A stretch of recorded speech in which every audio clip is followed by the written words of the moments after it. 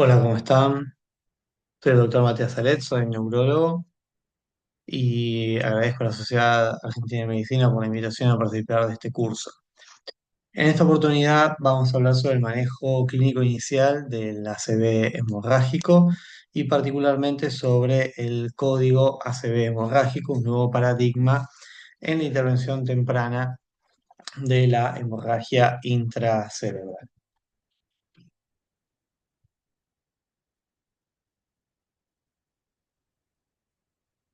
El primer punto a destacar es que actualmente el ACV hemorrágico es un problema de magnitud que tenemos que tener en consideración y como podemos ver en distintas regiones del mundo y particularmente en Argentina la incidencia es alta. Afortunadamente no es la más alta del mundo, como podrán ver otras regiones como África, Asia, es mucho mayor, pero no deja de ser un problema de relevancia.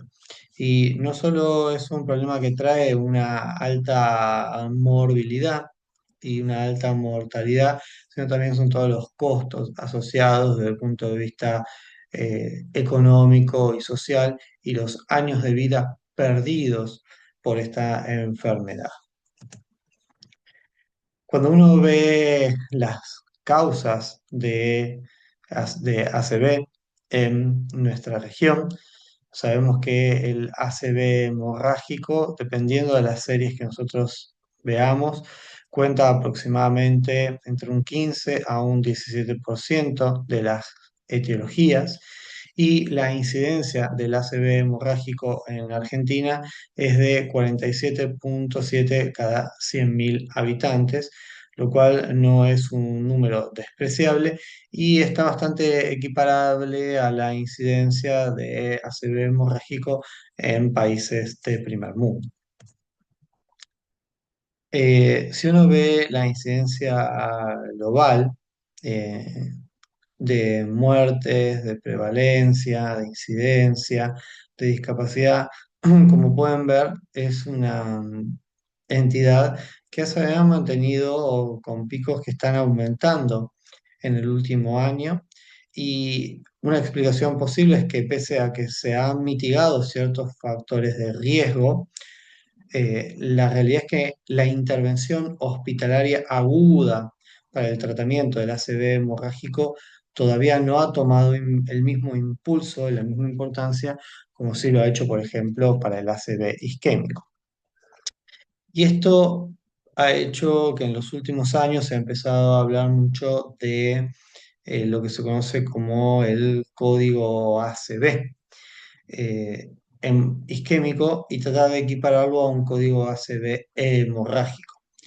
Y básicamente, de alguna forma, unificar todo lo que hacemos durante el manejo del ACV isquémico, tratar de equipararlo al ACV hemorrágico, tanto en lo que es imágenes, por ejemplo, tener protocolos de imágenes, luego manejo de la presión arterial, terapia hematológica y la intervención quirúrgica. Luego vamos a detallar punto por punto estos temas. Pero la idea es tener imágenes de protocolo optimizados, objetivos de tiempo claros para el control de la tensión arterial, reversión de anticoagulación para pacientes que toman anticoagulantes e intervenciones quirúrgicas precoces para disminuir la presión intracerebral. Entonces, pues sabemos que cuando tenemos un ACV isquémico, lo que sucede habitualmente es que se actúa rápido, hay protocolos de imágenes, se toma como urgencia, pero lamentablemente lo que a veces sucede es que ante un ACV hemorrágico todavía no hay un protocolo de acción estandarizado. Entonces, la idea de esta charla es poder trabajar y estandarizar esos protocolos. Van a ver que afortunadamente hay muchos algoritmos de acción propuestos para pacientes, por ejemplo, que tienen ACV hemorrágico durante tratamiento anticoagulante. Después vamos a hablar más en detalle. Lo mismo que protocolos para pacientes que tienen ACV durante el tratamiento, los tratamientos quirúrgicos, ¿no? Vamos a ver un poquito de eso también. Lo que es claro es que al darle mayor prioridad y tratar de codificar el manejo del ACV hemorrágico, bajamos la variabilidad en su tratamiento y esto necesita un equipo multidisciplinario, del prehospitalario, del hospitalario, de la emergencia, de la terapia, de neurocirugía, hematología, laboratorio, neurología, todos trabajando en conjunto para darle prioridad al manejo de esta patología. Vamos a hablar un poco sobre la fisiopatología de la lesión cerebral durante el hematoma. ¿Qué es lo que pasa durante un hematoma? Y uno de los principales problemas es la expansión justamente del sangrado. Cuando se produce un hematoma a nivel cerebral por la ruptura de un vaso, hay que tener en cuenta que hay distintos componentes individuales que pueden aumentar ese hematoma. Algunos de ellos son el uso de anticoagulantes. También es importante el tiempo hasta la imagen inicial, el volumen inicial del sangrado, volúmenes mayores a 60 mililitros, y si hay presencia o no de un signo que se llama spot sign. Todos estos vamos a ver que son factores predictores de mayor riesgo de expansión del hematoma. Y no solo de expansión en sí, sino que estos factores están asociados a mayor crecimiento en el tiempo y de la mano del mayor crecimiento en el tiempo, esto es un predictor de mal resultado, ¿no? Independientemente de los tratamientos que hagamos para nuestros pacientes. Entonces, estas son variables que tenemos que tener en consideración. Volumen, particularmente, repetimos, anticoagulación. Y otra cosa importante a mencionar es si el paciente ya tuvo o no un ACV hemorrágico previo y si tiene sangrado con extensión a nivel intraventricular. Entonces, hay que tener en cuenta que hay una correlación inversa entre el tiempo desde el inicio hasta la tomografía basal y el riesgo de expansión. La mayoría de la expansión se ve al principio, ¿sí? Se ve dentro de las 2 a 3 horas desde el inicio de los síntomas. Y tengan esto en mente porque después va a ser importante para lo que hablemos más adelante de toda la etapa del tratamiento. O sea, si el hematoma se expande, el mayor riesgo de que suceda es en las primeras horas. Entonces, grábense esta imagen de qué depende el crecimiento del hematoma, menor tiempo desde la primera tomografía, mayor volumen basal y el uso previo de anticoagulantes. Hay algunos marcadores tomográficos que son importantes de reconocer que en una tomografía simple, sin contraste, pueden predecir la expansión de un hematoma. Uno de ellos es el blend sign, como pueden ver acá. Ahí lo pueden ver ampliado. Tenemos el hematoma hiperdenso, hiperagudo, y vemos una zona mixta, heterogénea, justamente una mezcla. Eso se llama blend sign. Como pueden ver sobre esa zona, luego expansión del hematoma. Otro signo se llama el signo del black hole, agujero negro, como pueden ver aquí en esta imagen. Aquí tenemos imagen, un agujero negro, sobre esa zona se produjo una expansión del hematoma. Otro signo se llama signo de la isla, o en español se le conoce del islote, en donde en los bordes del hematoma se ven áreas, como pueden ver acá, separadas por tejido hipodenso y islotes hiperdensos de hematoma, como pueden ver aquí, aquí, aquí. Esas zonas también tienen mayor riesgo de expansión del hematoma. Y acá podemos ver una imagen combinada donde hay signo de blend sign con combinación de signos del islote.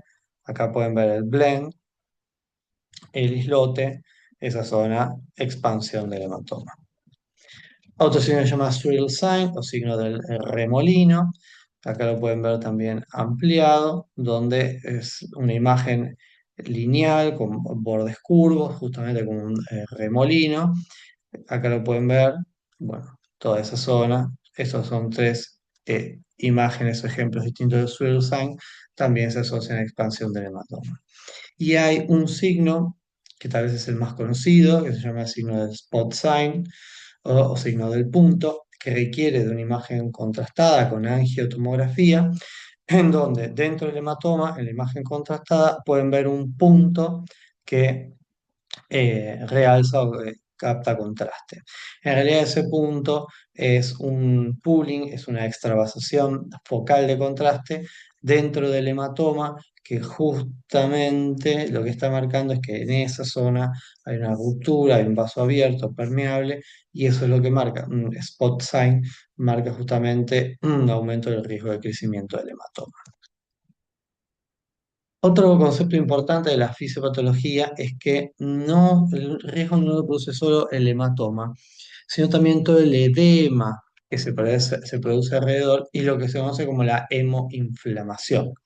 Resumidamente, hay muchísimos agentes hemostáticos eh, que durante el hematoma, no solo por el efecto de masa, sino que por un lado tenemos todo el aumento de la presión intracraneal que se produce el hematoma, pero también hay mucha inflamación que se activa de la mano del daño celular, la liberación de hemoglobina, el hierro, bueno, todo ese efecto que genera la hemoinflamación ha sido, de alguna forma, el gatillo a que se han llevado múltiples estudios o distintos ensayos clínicos para evaluar si los agentes antiinflamatorios podrían ser efectivos como agentes potenciales para el tratamiento, inclusive los corticoides en algún momento, como habrán escuchado. Pero a la fecha, lamentablemente, ninguno ha demostrado eficacia comprobada. Y básicamente lo que pasa es que cuando se rompe la barrera hematoencefálica y hay liberación de eritrocitos al espacio, como pueden ver aquí, hay una rápida activación de la microfía, de la microglía, de los macrófagos, todo esto, la hemoglobina, el hierro, bueno, eso genera mucho efecto inflamatorio que termina produciendo una cascada de daño celular. Y esto va a ser importante tenerlo en consideración también para cuando hablemos más adelante sobre el tratamiento. Fíjense esta imagen interesante, cómo va evolucionando el edema alrededor del hematoma. El edema tiene distintas fases. Una primera fase, en las primeras 4 horas, una región de baja densidad que rodea el hematoma por la retracción del coágulo. Una segunda fase de 4 a 72 horas, donde hay inflamación inducida principalmente por trombina y mucha disrupción de la barrera hematoencefálica, esta fase de acá. Y luego la tercera fase, ya pasadas las 72 horas, donde empieza a haber resolución del hematoma con lisis de eritrocitos y eritrofagocitosis, que es lo que ustedes empiezan a ver en esta zona periférica. Entonces, teniendo en cuenta la fisiopatología de la expansión del hematoma y del edema perihematoma, podemos entender cuáles son nuestros dos objetivos del tratamiento. Para controlar la expansión del hematoma, por un lado, los objetivos de tratamiento son el control de la presión arterial, la terapia hemostática y la reversión de la anticoagulación. Y para el edema perihematoma y la lesión del tejido cerebral asociado, y para minimizar lo más posible la comprensión del tejido, la evacuación quirúrgica. Entonces, sobre eso vamos a hablar un poco.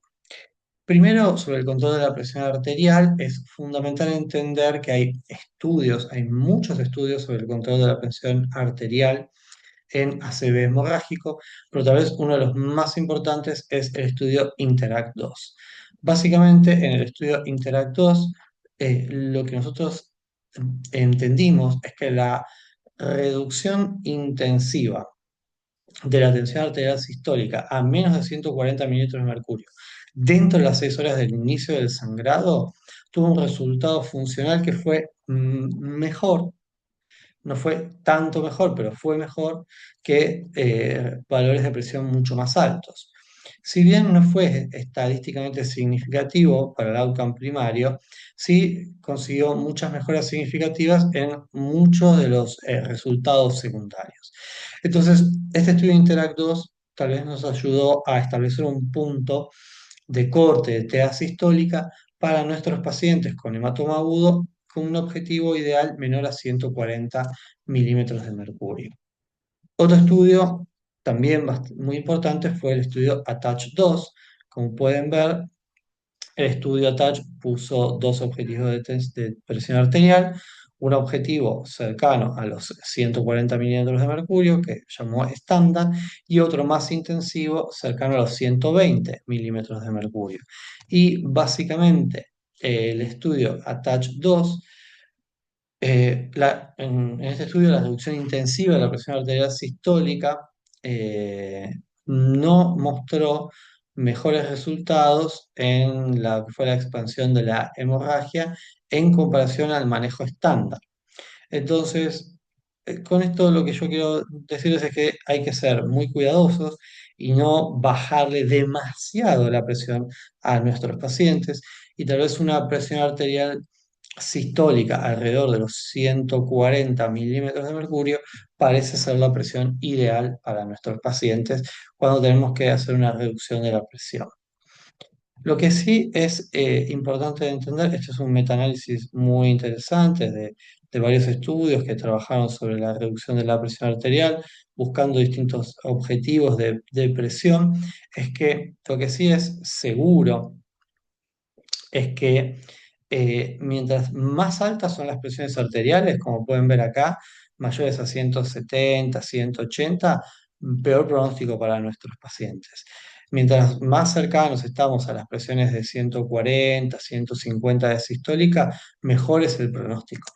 Entonces, básicamente, el objetivo ideal y estos análisis agrupados es que primero hay que hacerlo rápido, que la reducción de la presión tiene que ser temprana y lo otro es que hay que mantenerla estable en el tiempo.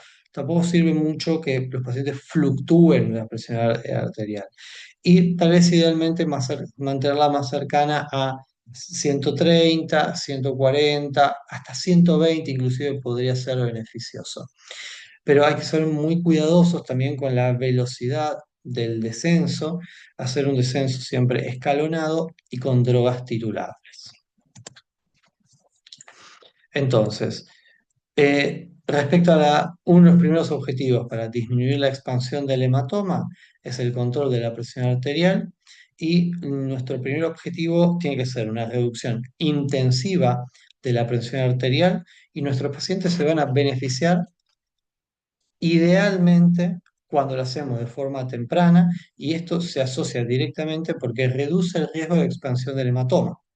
Entonces, esto lo tenemos que hacer siempre. Todos nuestros pacientes que llegan a la guardia y que tienen un hematoma cerebral tienen que ir directo a una unidad de cuidados críticos y uno de los primeros objetivos dentro de la primera hora tiene que ser control de la tensión arterial buscando estos objetivos con drogas titulables y un descenso escalonado. Luego vamos a hablar del segundo punto, que es la terapia hemostática. La terapia hemostática es muy importante, ya que es muy habitual que algunos de estos sangrados se puedan producir en pacientes que están tomando anticoagulantes. Respecto a la terapia hemostática, vamos a ver que hay distintas pruebas, distintas medicaciones que se han probado para nuestros pacientes con hematomas. Por un lado, tenemos el uso del factor 7 recombinante activado. Hay distintos trials, por ejemplo, como pueden ver ahí, un trial usando el factor 7 recombinante activado que redujo la expansión de la hemorragia y mejoró los resultados funcionales a 3 meses, pero estos beneficios se vieron en pacientes tratados dentro de las primeras 3 horas. Otro estudio llamado FAST, también usando factor 7, en donde el mayor beneficio se vio en pacientes jóvenes y también cuando se empezó de forma más temprana. O, bueno, otro estudio, FAST-EST, también con ventanas de 2 horas, que está todavía terminando de reclutar pacientes. Eh, Luego está el uso del ácido tranexámico para los pacientes con ACV hemorrágico. También hay varios trials, como pueden ver ahí, el Teach 2, Stop Out, Trich. También siempre priorizando el inicio temprano, eh, pero como pueden ver, particularmente el uso del ácido tranexámico para los pacientes con ACV hemorrágico no consiguió demostrar mejorías significativas en lo que fue disminuir la expansión del hematoma y tampoco en mejores resultados funcionales a 3 meses. Entonces, particularmente, y con esto que les estoy mostrando, eh, hay algunos ensayos para factor 7, para ácido tranexámico, siempre usándolos en ventanas muy tempranas. Actualmente no hay una evidencia suficiente como para respaldar el uso rutinario, pero es cierto que en algunas terapias en emergencias se utiliza. Sepan que se puede utilizar, si bien no hay una evidencia comprobada de que respalden su uso o que vayan a traer algún beneficio para nuestros pacientes. Lo que sí es importante mencionar es la reversión de la anticoagulación, ya que la presencia de hematoma cerebral es algo que puede suceder en pacientes que están usando anticoagulantes orales directos. Distintas series lo van a posicionar entre un 15 a un 18%. Lo que sí sabemos es que si esto pasa en nuestros pacientes, va a tener una mayor mortalidad. Eh, entonces, ¿y por qué tienen mayor mortalidad? Bueno, porque tienen mayor riesgo de expansión de hemorragia y porque aparte tienen más tiempo, más ventana para que el hematoma se siga expandiendo. Entonces, entendiendo esto y de la mano de que la expansión del hematoma es más frecuente que se dé en las primeras horas, es muy importante actuar rápidamente en la reversión de la anticoagulación. Y como sabemos, tenemos dos grandes grupos de anticoagulantes, pacientes que están utilizando antagonistas de vitamina K o pacientes que están usando anticoagulantes orales directos. Para lo que es la terapia de reversión o agentes de reversión en pacientes utilizando antagonistas de la vitamina K, contamos con distintos agentes. Contamos con concentrados de protombina de 4 factores, que serían en estos casos, en este caso la primera línea de acción, idealmente, y en el caso de no poder contar con este tratamiento, se puede indicar plasma. Estos son concentrados altamente purificados de los factores 2, 7, 9 y 10, que son obtenidos del plasma humano y serían la primera indicación en los casos de hematomas en pacientes utilizando antagonistas de la vitamina K.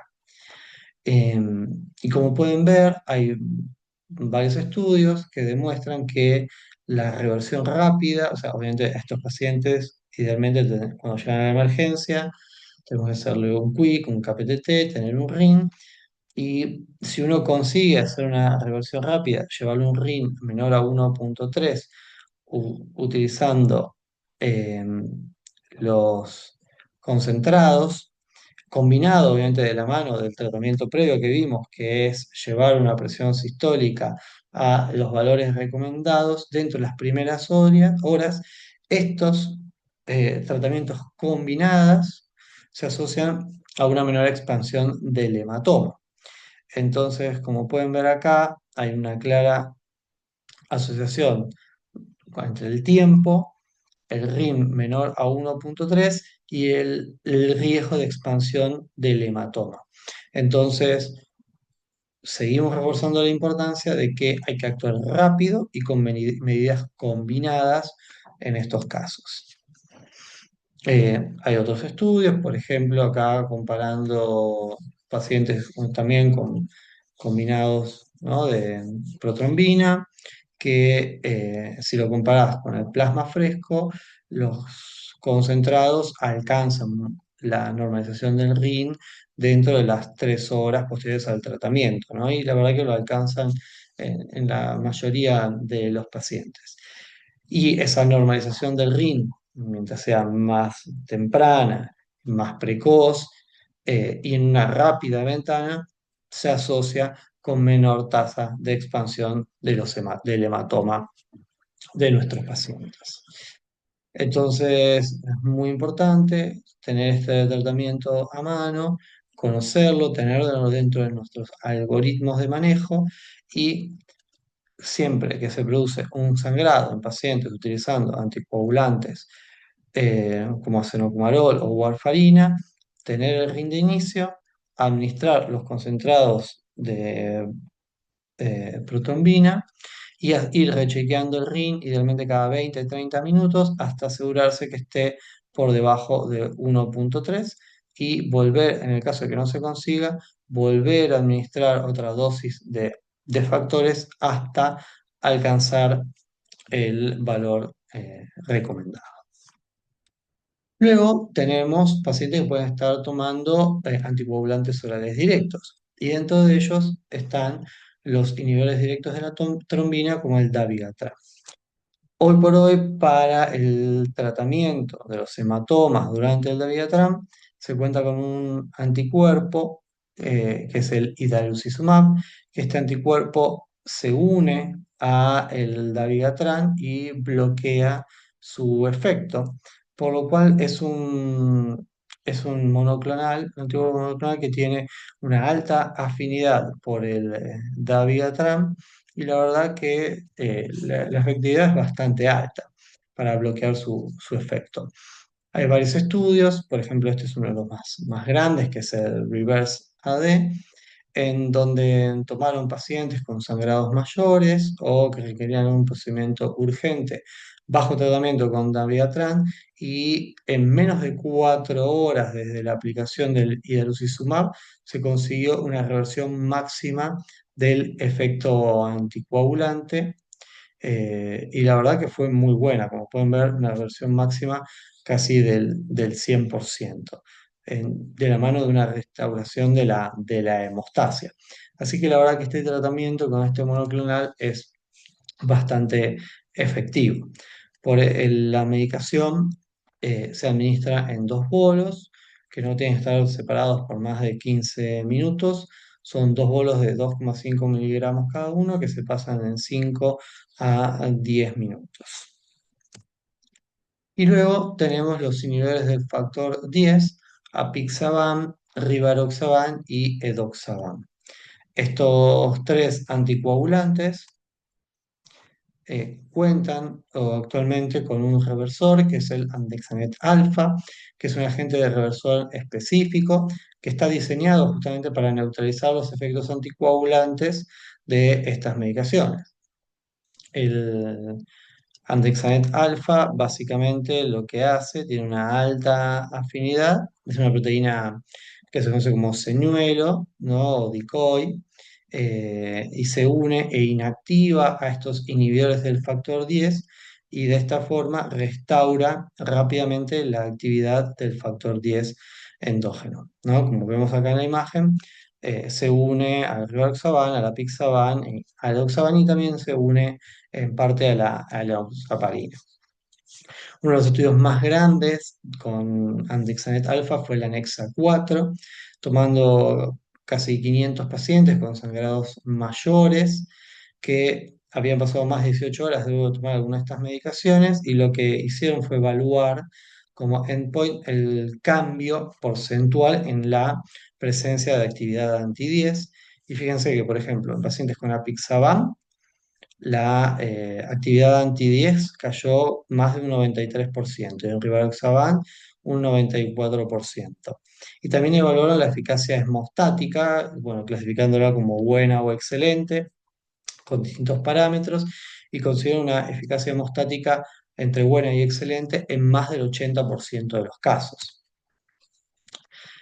Otra cosa muy importante, como ven acá, bueno, en pacientes con apixaban, rivaroxaban, es que desde que se administra esto es la factor, o sea, el efecto anti-10, desde que se administra la medicación, el bolo hasta la infusión, fíjense que el efecto es automático, es muy rápido y se alcanza muy rápido el efecto deseado.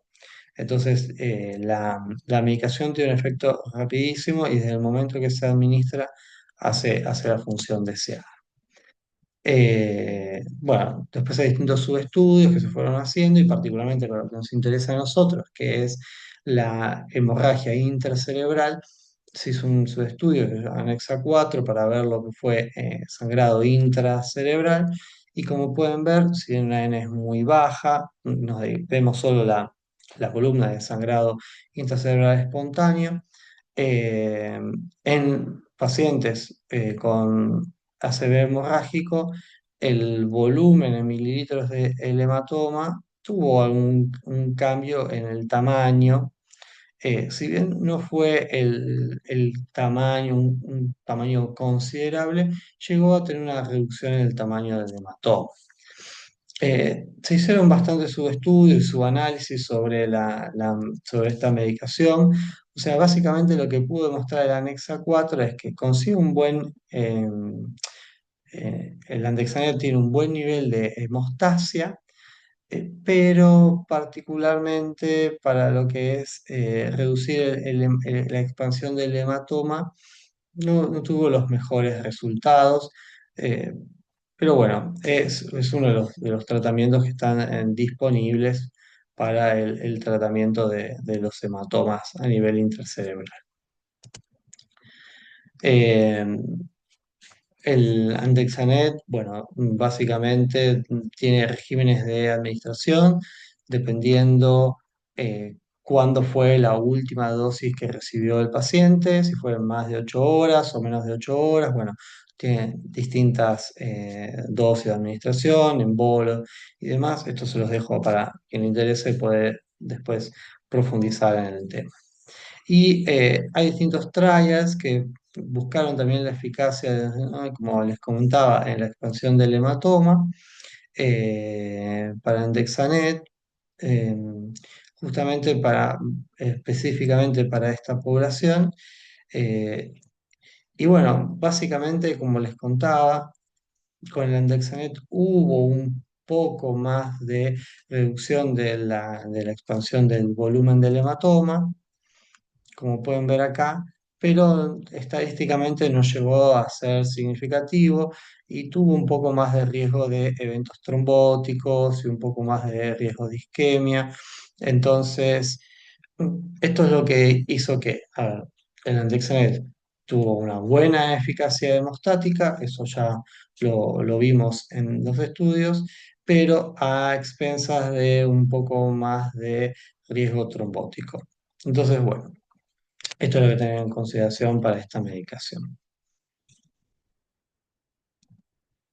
Bien, ahora la realidad es que tal vez esta medicación no está disponible en nuestro medio, ni el idarucizumab, ni tampoco el andexanet alfa. Entonces, teniendo esto en consideración, les quiero mostrar cuál sería el protocolo ideal dependiendo la medicación que está tomando nuestro paciente ante un sangrado intracerebral. Entonces, obviamente, cortar en el momento del tratamiento antitrombótico y si el paciente estaba ante una terapia anticoagulante, vamos acá. Si estaba en tratamiento con antagonistas de vitamina K, ya hablamos.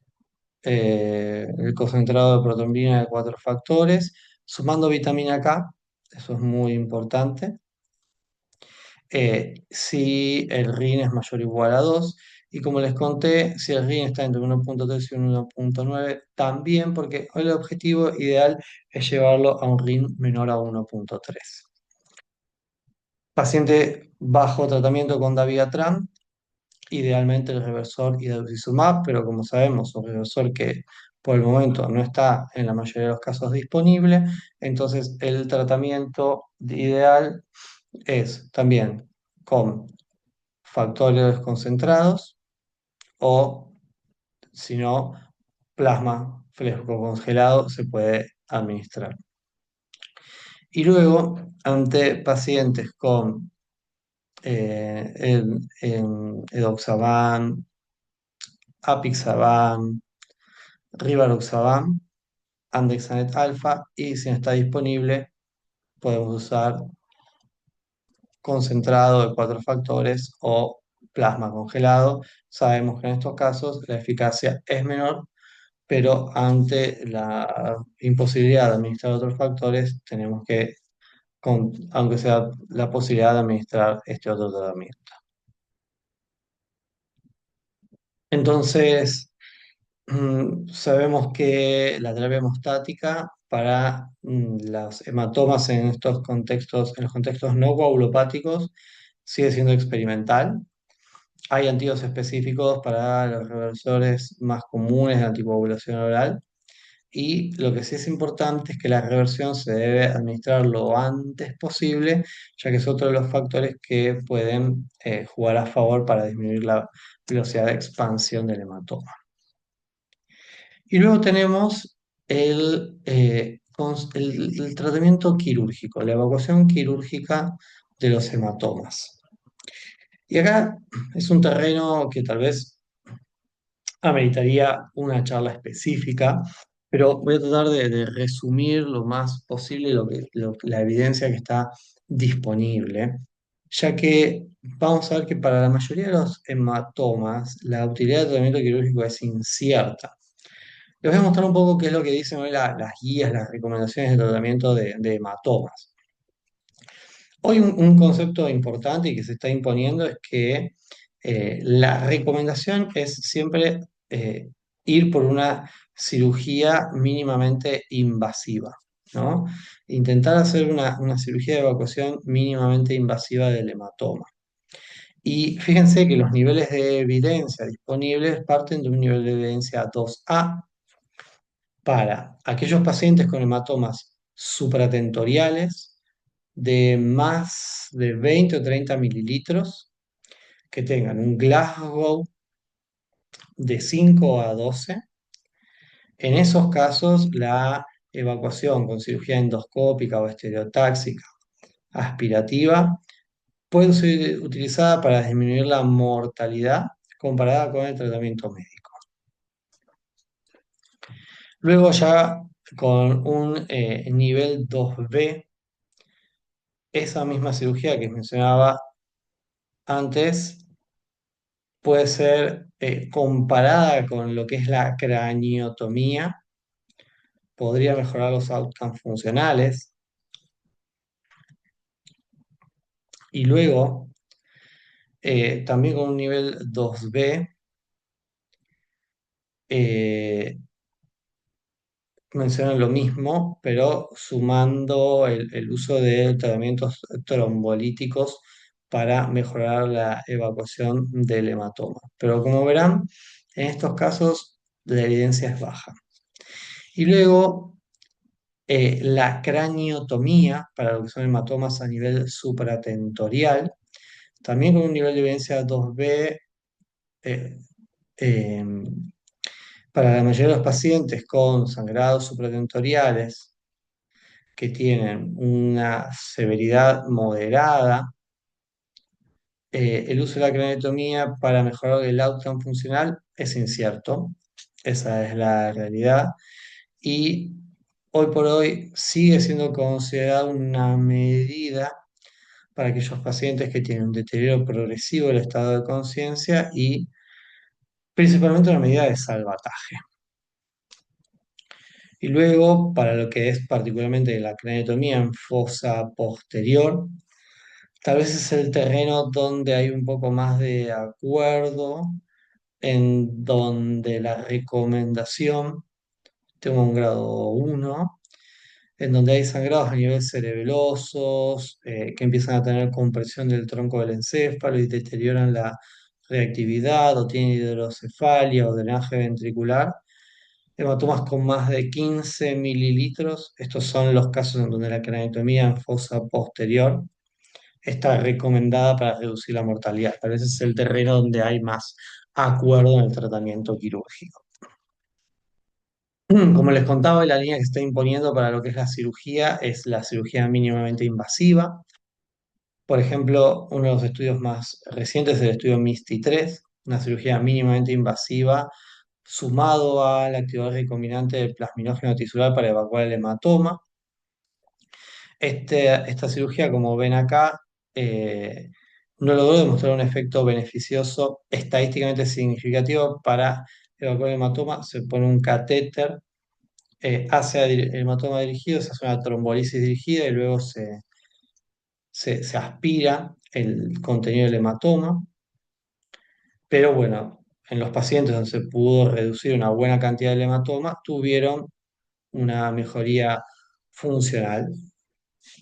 Y otro estudio que se llamó ENRICH, una remoción temprana y mínimamente invasiva de la hemorragia intracerebral. También una cirugía mínimamente invasiva, realizada dentro de las primeras 24 horas, con hematomas grandes, mayores a 30 mililitros, hasta 80 mililitros. Fue positivo para mejorar lo que es un resultado funcional, ranking a 180 días. eh, y en pacientes con una buena reducción del volumen del hematoma. O sea, básicamente lo que vemos es que consigue, o sea, en los hematomas grandes, obviamente al drenarlos, al evacuarlos, no reduce el volumen del hematoma, pero eso tal vez no se traduce en tan buenos resultados funcionales. Si uno ve un metaanálisis, esto es un lindo metaanálisis de todas las que son intervenciones neuroquirúrgicas a lo largo del tiempo, para lo que es reducción del volumen del hematoma, ¿no? Eh, Distintas técnicas, distintos tiempos, procedimientos y demás. Creo que algo importante es que si uno evalúa la media del tiempo, desde el sangrado hasta la realización de la cirugía, lo que la mayoría de los estudios concuerdan es que el máximo beneficio uno lo obtiene mientras antes y mientras más temprano se realiza la cirugía, y obviamente el mayor éxito ahora que las técnicas quirúrgicas son menos invasivas y se produce menos daño en el parénquima. Y esto va un poco de la mano de lo que hablábamos antes también, ¿no? De bajar la presión de forma temprana y revertir la anticoagulación de forma temprana. Hay bastantes estudios que están también ahí ongoing, evaluando distintas técnicas quirúrgicas mínimamente invasivas, guiadas por endoscopía, pero como pueden ver acá, yo lo que les quería mostrar es el timing, todas dentro de las primeras 24 horas, todas bien tempranas. Entonces, como segundo objetivo, la evacuación quirúrgica. Hoy por hoy los datos que tenemos disponibles sugieren que hay una tendencia hacia mejores resultados cuando la evacuación es temprana, eh, y logrando remover la mayor parte del hematoma de manera efectiva, pero con una investigación en curso todavía sobre cuál es la técnica quirúrgica óptima. Entonces, todo esto terminó generando la importancia de una atención integrada para el hematoma, en un estudio que llamó Interact 3, un bundle de objetivos, pero también poniendo tiempos. Fíjense, que esto creo que es lo más importante que se tiene que llevar de esta charla. La reversión de la anticoagulación tiene que tener una puerta a objetivos, se tiene que hacer en menos de 30 minutos. El control de la TA con un objetivo de 130 a 140 milímetros de mercurio, con un objetivo en menos de 60 minutos. Control de temperatura, un objetivo menos de 37,5 en menos de 60 minutos. Control de glucemia, objetivo menos de 60 minutos. Y una rápida interconsulta con neurocirugía o neurointervencionismo. Para los pacientes que llegaban a la emergencia de un hematoma y se activaba este bundle de cuidados, la intervención con este esquema Interact 3 pudo demostrar mejores resultados funcionales a 90 días que en aquellos pacientes que se hizo el tratamiento usual y se llevaron los tiempos acorde a las decisiones de cada uno. ¿Sí? Entonces, esto también se los dejo para que lo evalúen, no vamos a pasar punto por punto, pero por cada una de las cosas que menciona este bundle, reversión de anticoagulación, el manejo de la presión, están los de dónde salen los criterios, cuál es el punto de objetivo recomendado y cuáles son las guías que también lo recomiendan. Entonces, un poco hoy el objetivo es, desde que el paciente llega, obviamente llega con un código de ACV, se hará una tomografía y ahí definiremos si es isquémico hemorrágico. Se ingresa en un código de ACV hemorrágico. Si estaba el paciente en anticoagulación, debemos activar la reversión de la anticoagulación. Interconsultemos con hematología, con terapia, para definir cuál es el mejor tratamiento, acorde también a lo que tenemos disponible en nuestra farmacia. Y se ingresa con una presión mayor a 150 milímetros de mercurio, activemos un descenso endovenoso con drogas titulables para conseguir un objetivo de presión ideal entre 130 y 150, como dijimos, punto intermedio ideal 140 milímetros de mercurio. Luego, si el paciente se mantiene estable, hacer una imagen de control entre las 6 y las 24 horas para evaluar si hubo o no expansión del hematoma. Sumado de la mano de esto, control de glucemia, control de temperatura e interconsulta con neurocirugía. ¿Y por qué es importante todo esto? Porque fíjense, por cada mililitro que se expande el hematoma aumentan 5% las chances de muerte o de discapacidad. 10 mililitros tras la toma inicial aumenta 55% las chances de mortalidad o morbilidad. Y la reducción del hematoma en al menos un tercio puede disminuir significativamente las chances de un mal resultado.